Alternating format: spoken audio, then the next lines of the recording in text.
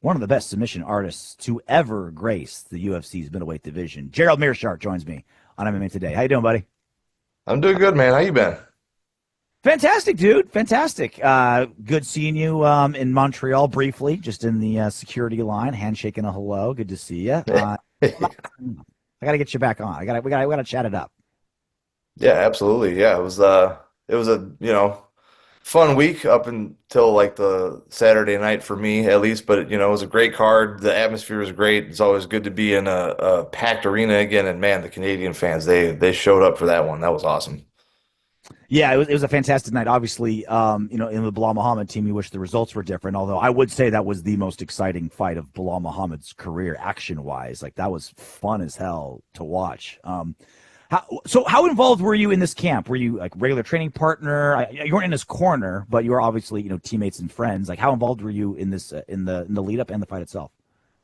Yeah, I mean, I was there every day. I wasn't like a main body for him because I'm a little bit bigger, but we worked together a lot. I was definitely there for. I had a lot of input for some of the stuff we did as far as grappling. Like once it got to the ground, some of that came out in the fight, some of it didn't. But it's kind of how it goes sometimes, man. You want to do one thing and then you get in there and it doesn't either. You don't see it or it's not always there, and it's just how the game goes sometimes. But that, like I said, no matter win or loss, it was a great performance from both guys, and definitely like one of the fights that people will be talking about for a while. So, that's about as good as outcome as you can hope for coming off a loss, I think, as far as like raising your stock. Sure, 100%. So there was a lot of talk about like why didn't he wrestle more? He wrestled more later on in the rounds. He did attempt, I think, 7 takedowns. Something like he wasn't wrestling, but that's been, I think, the storyline. Did he not wrestle as much as the game plan, or did he kind of execute what the plan was? Yeah, I thought there was going to be a little more at least takedown attempts. So, because he was all week in interviews talking about like I'm going to show him Canelo hands, and Hmm. I was kind of like, we're still going to shoot, right? You know what I mean? But and not to like say that he convinced himself otherwise, but I'm sure part of it too is just what Jack brought to the table too, right? Because he is very, very good distance management. He did a very good job of initially backing up Bilal, because that's one thing I think a lot of people kind of get wrong is if you're fighting a guy that wants to take you down, a lot of people kind of like try to stay away and be on the perimeter. But that actually can make it easier to get taken down. You give them more space to build up momentum, and then you're kind of fighting like defensively minded. Whereas if you pursue somebody and you're pressuring them, you're kind of interrupting their shot just by way of taking over that space. So I think that definitely kind of made the takedowns come a little bit later. But yeah, I was hoping there'd be more takedowns attempted early, but again, I wasn't the guy in there. And sometimes you can say you want to do something and you get in there and it's like it's just not there. And the whole fight was close. You know what I mean? It's not like either guy got really dominated. Like obviously Bilal got the worst of the damage, but at any point it could have been one position that could have won a guy around. So it's hard to look. It's easy to look back now and be like, I wish there was more takedowns, but it's hard to be in the moment and be like, well, you want to win comfortably, but it was anybody's fight kind of up until those last few rounds. So it's I would have liked to see more wrestling, but sometimes it is what it is. Yeah, I think a lot of MMA fans don't understand. Like, you think, oh, takedown defense. They sprawl good, or they dig the underhook. No, it's Yeah. it's distance control. It's punishing when they shoot. It's anti wrestling. It's counter wrestling. It's footwork. It's not like JDM just like sprawled good. Like he was hard to take down for a lot of reasons, and so I can understand like. Yeah, should Bilal Muhammad have shot more? That's his bread and butter, and that's on paper where he has the advantage. But it's not just like it's not a video game where you just push the shoot button. There's so much more to it. Right. And one unique thing he did too that you don't see that often in MMA is he has a very good high guard, but he actually used like a head hands wrestling defense with the boxing high guard where he was just matching head level when Bilal would change levels. And I think that's something he shored up specifically very well compared to his last fight with Gilbert because Gilbert got into his hips pretty easy a few times where it was like not really any, no sprawl, no nothing. And then coming into Bilal's fight, there were times where he would, pretty much have that high guard balled up, but he would match head level and kind of interrupt that shot. And that was a very, I don't know if that was like something they specifically game planned for, or he just kind of felt that out in the fight, but that was a really intelligent, unique way. And that's one of those things too, where you don't necessarily think to do that in sparring rounds or expect someone to do that until you see it, and to modify your shot to account for that or to come back up to like some sort of front headlock variation is really challenging to do on the fly, not just like, from an energy standpoint, but to adjust your thinking when it's like, well, usually I shoot in, I'm on the legs. And it's not like, if someone sprawls, you can reshoot and re-wrestle a lot easier than if you run into their head and it's like, well, I got nothing to grab onto. Yeah. Have you talked to Belal? I'm sure you have. Have you talked to Belal since? How's he doing emotionally, physically? He lost his title, but it was a great fight, right? So kind of how's he doing now? Yeah, I mean, he seems like he's doing good. Talked a little bit, checked up on him, just made sure everything was good as it can be, and there was no injuries that weren't apparent afterwards. And he seems to be doing good, and it definitely sucks. And I know better than most people that it's like there's gonna be like definitely the first few days, but a few months where like it's gonna sting, and there's not really anything you can do about it until you get back on the horse. But it's not the first time he's lost. It's obviously like one of the bigger ones, but I think everything he's accomplished and working so hard to get to this position, it's especially with the welterweight division, it's not like he can't get back there. But now it's happened, it's in the past, and he's the type of guy that he's going to get better from this and come back. So I think he's doing as well as he can be doing. Talking to Gerald Meerschaert here on MMA Today. A couple more things on Belal, and we'll get to you here.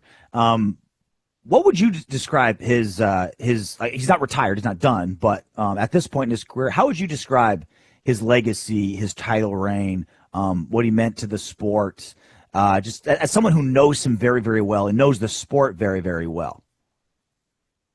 Yeah, I mean, he definitely took one of the hardest routes to get to the title. And there are, a lot of fights that he had leading up to getting that shot that very easily could have been title defenses. You know what I mean? Like the caliber of guys that he was fighting, especially in that welterweight division. I mean, his last probably 10 fights, almost all of them were, top 10, if not top five. There was a few like former title challengers in there. Like it's just a who's who of the roster. So it's like, other than maybe like Leon and Kamaru, he had basically, well, and Jack, obviously, that he just fought, he had pretty much fought just about everyone at that time that you could fight. You know what I mean? So I think for sure, especially with, the fight with Jack, people look at his reign that he had so far very fondly and like hopefully give him his due where it's like, yeah, he only won the belt the once and had the one title fight, but look at all the guys he fought before that. You know what I mean? Like how many people come through and they rattle off three in a row because, maybe they have exciting fights. And even if they're not dominant, you get three quick knockouts, you can be right up there for a title shot in any division, really, if the company likes what they're seeing. So I think he'll be one of those guys that people talk about thus far where it's like, yeah, the guy only won the belt once, but like, look at everybody he fought. Like that's definitely, in the top five of welterweights to ever do it, I would say. Yeah, I always use the Max Holloway example. Like Max Holloway only had three title defenses, but it's because like he cleaned up the division before he was champion. Yeah, exactly. It's like, okay, because he didn't have the belt, it doesn't make like beating, Anthony Pettis and Ricardo Lamas and Charles Oliveira, like those, right? Because the title wasn't on the line, doesn't make the win any less. Right. So what's next with you? You haven't fought in a while. It's been well, it was April. I guess kind of a little bit. I like that I'm so active. If I don't fight like the next month, everyone's like, "Where you been? It's been so long."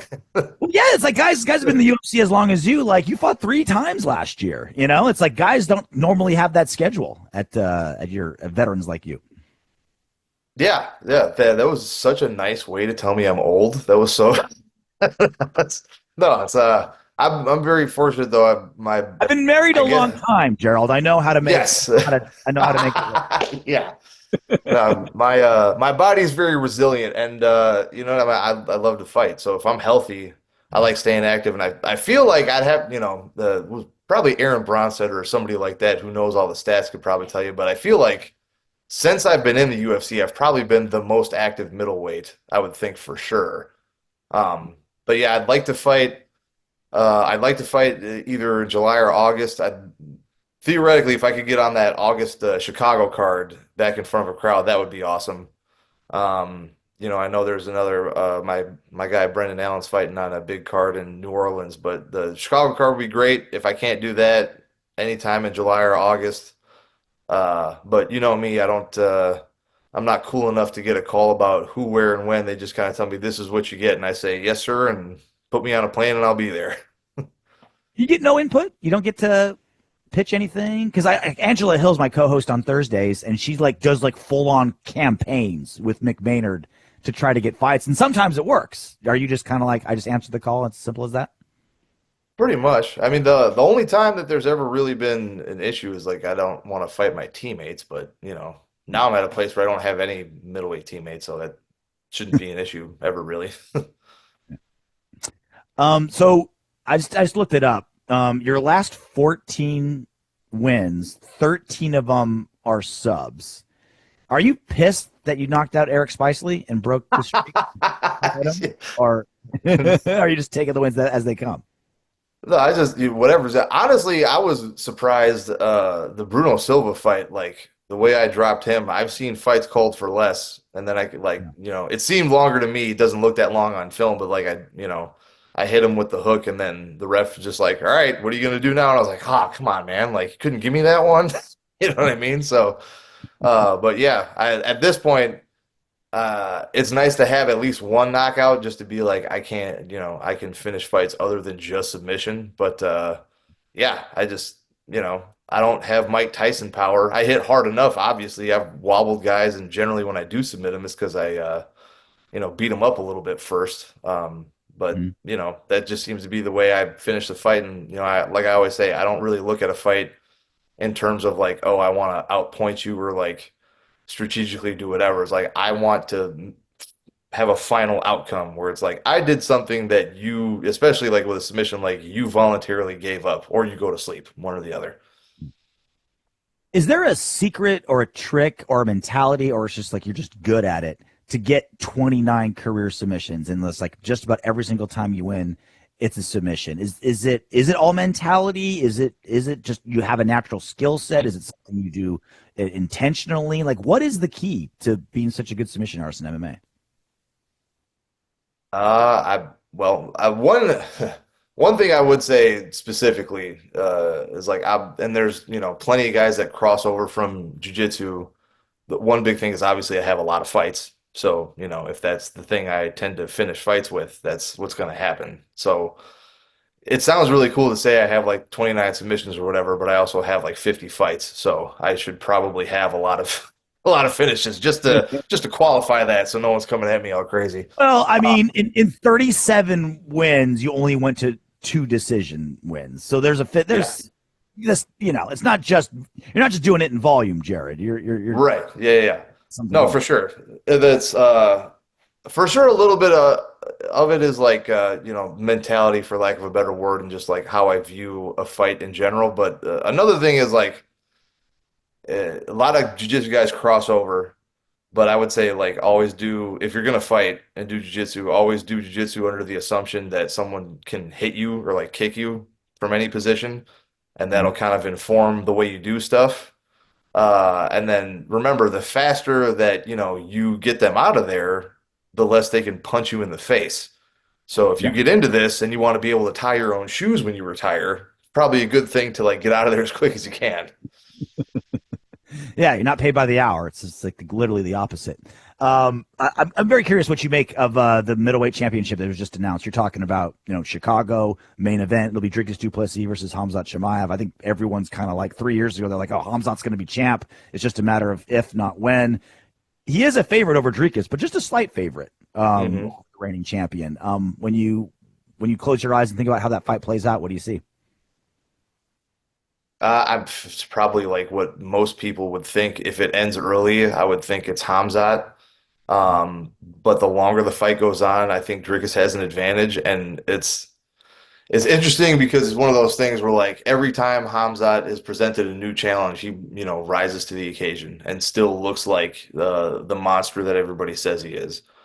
And then on the other hand, every time people think Dricus is gonna fall to whoever it is, he just shows like his toughness is and his resilience. And like what I've always said is like everyone's like, oh, his striking doesn't look good, it's unrefined, blah blah blah. And I just keep telling people it works. It doesn't matter what it looks like. I mean, yeah, okay, you say he falls over his feet or whatever it happens, like it's working at the highest level. So every time people say that he's going to lose to someone, he shows up and either beats them or makes it a war and then beats them. And every time people say Hamzat's going to have a real test, he just blows right past the person. So, like for me, very interesting. I would think Dricus is tough enough and he's bigger, like physically resilient, but just a bigger guy that's going to be able to deal with Khamzat early.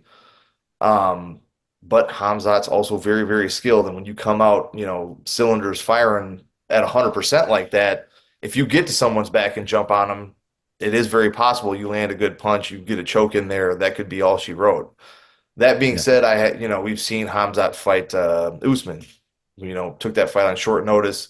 Is big for 170, but not nearly as big as DDP. And he had his back for the whole first round and couldn't get him out of there. Now that could have been a tactical choice. You know what I mean? Because then you look at the last fight he had with Whitaker. Obviously, that wasn't an issue at all. But there have been smaller guys that have given Khamzat a run for his money. That being said, that was a little bit a little bit longer ago, and he's probably put on a little bit size since then. And then with DDP, he's like, it doesn't look like he moves the fastest, but he's so dang tough. Like I've never really seen him be in a huge amount of danger early on. Yeah. I don't think there's been ever a fighter that more analysts and me included have been more wrong about than Dricus, right? Like watching his fights, you're just like, God, it hurts my eyes. This guy's terrible. And then he just and then he just rips through Robert Whitaker. He's just like champion and just beating all these dudes. Like, I still don't get why I've come to peace that he's good. I still don't get why he's good. Do you understand like how someone could be so like quote unquote like untechnical, unorthodox, not quote unquote correct, but so goddamn effective? I think I do have a pretty good idea. I would say, especially on the feet, and I can kind of relate to this because there's sometimes that I do something in a fight and I think, oh, that was probably slick or that looked pretty fast, and I go back and watch it and I'm like, it worked, but I look like a baby deer in there, like that was that was just awkward. But yeah, I think one thing people don't maybe recognize as readily uh, because like he is a very big, big muscular build. He's like built like a thick guy. Mhm. I think his reach is probably a little bit longer than people give it credit for. And even if it doesn't look like the arm speed, say, necessarily is that quick, he does a very good job of being mobile while he punches. And, there's a couple different ways you can generate power when you punch. If you want to be rooted to the floor and get that real quick hip turn and you got a lot of velocity and hand speed, that can be one way to generate power. Another way to generate power can be the movement of your body. So he does very well, taking a little step off to the side either way and then making a linear movement through his target. So when you got that big body that's used to doing things like rugby and barreling into people, and you can focus that force and energy through your hand as you're moving, not only is that going to give a little bit extra reach to what you got because your feet are moving while you're punching, but it's also going to make you have a lot more power just because it's literally your body weight falling behind that strike. And I Right. think, just because it's not the quote unquote prettiest footwork and he's not like bouncing in and out like the old Soviet style, or he's not like dancing around and whipping everything like an Adesanya. Because we're not as familiar with it, it just kind of looks foreign. But really, that's it's almost like a version of the old school like point karate, except those guys would stop immediately. But it's like you run in behind your strikes and you land a flurry. So I think it probably surprises guys too, because it's like, oh, he doesn't look that fast. It's like, well, the arm doesn't have to be fast if the feet are moving behind it. It kind of like makes it deceptive in that way. So I think that's one thing that, and again, it looks a little bit different on film, but when someone does it to you in person, you're like, oh, okay, like now I kind of understand how that guy's catching people. You ever thought about being an analyst for the UFC, doing desk Hey work? man, put in the word for me. I've been waiting on this. Like that's it. I don't know who I gotta talk to. I don't know who I gotta like whose DMs I gotta slide into. Just let me know. I'll be your unofficial agent, Gerald. I love your analysis. I I really do. appreciate You're that. fantastic at it. Yeah. When I text my producer, I'm like, let's try to get Meerschaert on tomorrow. He's like, why? Does he have a fight? I'm like, no, I just want to talk to him. I Yeah, appreciate chat that, for man. fights. He's just great for that. Really appreciate you coming on, Gerald. When you get a fight booked, we'll get you back on. Chat about it. Hopefully it's in Chicago. Yeah, absolutely. All right. Gerald Meerschaert here on MMA Today. Thanks for coming on.